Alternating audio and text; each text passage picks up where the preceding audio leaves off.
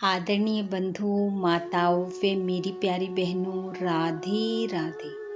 आपका हमारे YouTube channel पर बहुत बहुत स्वागत है। बंधुओं, आज हम इस वीडियो में जीवित पुत्रिका व्रत की कथा सुनेंगे, जिसे सुनने सुनाने से संतान की आयु लंबी होती है, संतान पर आया संकट टल जाता है। कथा सुनने के बाद यदि आप हमारे चैनल पर नए हैं तो हमारे चैनल को सब्सक्राइब करें, बेल आइकन को प्रेस करें ताकि हमारी वीडियो की नोटिफिकेशन सबसे पहले आप तक पहुंचे। वीडियो को शेयर व लाइक भी जरूर करें। बंधुओं, अश्विन कृष्ण पक्ष की अष्टमी को जीवित पुत्रिका व्रत किया जाता है, जो कि संतान की आयु को बढ़ाने वाला, संतान पर आए संकट को टालने वाला, वे संतान को बल, बुद्धि और आरोग्यता देने वाला व्रत है। इस व्रत को धारण करने वाली महिलाएं इस दिन सूर्य देव की षोडोपचार विधि से पूजन करती हैं। एक समय बाजरे और चने के अन्न से बने भोज्य पदार्थों का सेवन करती हैं। ब्रह्मचर्य का पालन करती हुई पूरी रात जागरण करती हैं। दूसरे दिन प्रातःकाल जल्दी उठ स्नान आदि कार्यों से निवृत्त हो व्रत का आरंभ करने के निमित्त ब्राह्मणों को भोजन करा दक्षिणा देती हैं। वे फिर स्वयं भोजन करती हैं। इस प्रकार 5 या 7 वर्ष तक इस व्रत को लगातार करने के पश्चात व्रत का उद्यापन किया जाता है। जीवित पुत्रिका व्रत पुत्र की आयु को बढ़ाने वाला व्रत है, या जिनकी संतान होते ही मृत्यु को प्राप्त हो जाती है। इस व्रत को धारण करने से उनकी संतान चिर आयु को प्राप्त करती है।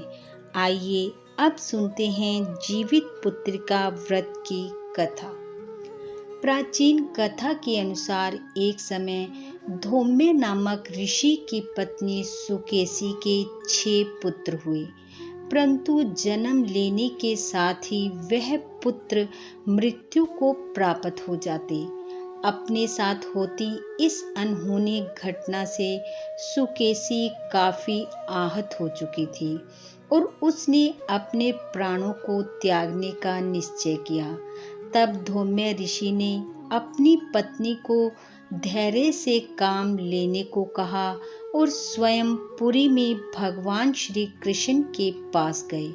वहां जाकर ऋषि ने कहा, हे कृष्ण, तुम पर वे तुम्हारे राज्य पर धिक्कार है, जिसमें पुत्र की मृत्यु उसके माता पिता के सामने होती है। ऋषि बोले, यदि किसी का पुत्र अपने माता पिता के सामने मृत्यु को प्राप्त हो जाए तो उस देश के राजा को अधर्मी समझना चाहिए, अन्यथा धर्मात्मा राजा के राज्य में कभी भी ऐसी अनहोनी घटना नहीं होती कि माता पिता के सामने पुत्र की मृत्यु हो। हे कृष्ण, तुम्हें राज्य करने का कोई अधिकार नहीं है। धौम्य ऋषि की बातें सुनकर भगवान समझ गए कि ये ब्राह्मण देव संतान के दुख से दुखी हैं। भगवान श्री कृष्ण ने कहा, हे ब्राह्मण देव, जीना अथवा मरना यह तो अपने कर्मों के अधीन है, इसमें किसी का कोई वश नहीं चलता। तुम्हारा और तुम्हारे पुत्रों का इतना ही संयोग था। भगवान कृष्ण की बात सुनकर धौम्य ऋषि बोले, यदि तुम मेरे पुत्र की रक्षा का वचन नहीं दोगे तो मैं और मेरी पत्नी तुम्हारे सामने यहीं पर अपने प्राण त्याग देंगे। ऋषि के वचनों को सुनकर भगवान श्री कृष्ण बोले, हे ब्राह्मण देव, ठहरिए, थोड़ा धैर्य से काम लीजिए, जैसे मैं कहता हूँ वैसे करिए। भगवान ने कहा, अब थोड़े ही दिनों में अश्विन कृष्ण पक्ष की अष्टमी आने वाली है। इस दिन तुम भगवान सूर्य की प्रसन्नता के लिए उनके पुत्र जीजी के नाम का व्रत करो इस व्रत के करने से तुम्हारे सब पाप नष्ट हो जाएंगे और तुम्हारा 7वां पुत्र जीवित रहकर चिरायु होगा। इस कार्य में तुम्हारी रक्षा मैं स्वयं करूंगा। 7वें पुत्र के होते ही धौम्य ऋषि ने अपनी पत्नी सुकेशी के साथ इस व्रत को किया और सूर्य भगवान से पुत्र के चिरायु होने की प्रार्थना की। ब्राह्मण की प्रार्थना और व्रत के प्रभाव से सूर्य के रथ की गति रुक गई और उन्होंने अपनी माला में से एक पुष्प निकालकर ऋषि की पत्नी पर गिरा दिया और अपना रथ आगे बढ़ा लिया। कुछ काल व्यतीत होने पर ब्राह्मण के पुत्र के प्राणों को हरने यमराज आया तो ब्राह्मणी उसे देखकर चिल्लाई और धौम्य ऋषि ने उसी समय भगवान श्री कृष्ण की आराधना की।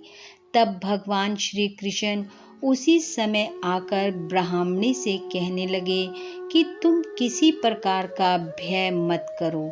सूर्य देव का दिया हुआ पुष्प पुत्र के शरीर से स्पर्श कराकर उस पुष्प को यमराज पर फेंक दो। यमराज स्वयं ही भस्म हो जाएगा। ब्राह्मण ने ऐसा ही करना चाहा, परंतु जब वह पुष्प यमराज को मारने लगा तो यमराज भाग खड़ा हुआ। ब्राह्मण ने पुष्प उठाकर यमराज की तरफ फेंका तो यमराज के लगते ही यमराज काला स्याह शनिचर के रूप सा हो गया। भगवान ने ब्राह्मण के पुत्र को अभय दान दिया और शनिचर को पीपल के वृक्ष पर रहने का स्थान दिया।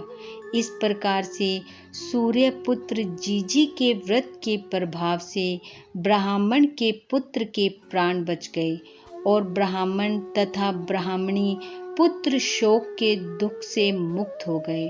अतः जो कोई सूर्य पुत्र जीजी के व्रत को करता है उसके पुत्र और पौत्र चिर आयु को प्राप्त होते हैं। जो कोई इस कथा को सुनता अथवा सुनाता है उसे भी कभी पुत्र शोक प्राप्त नहीं होता।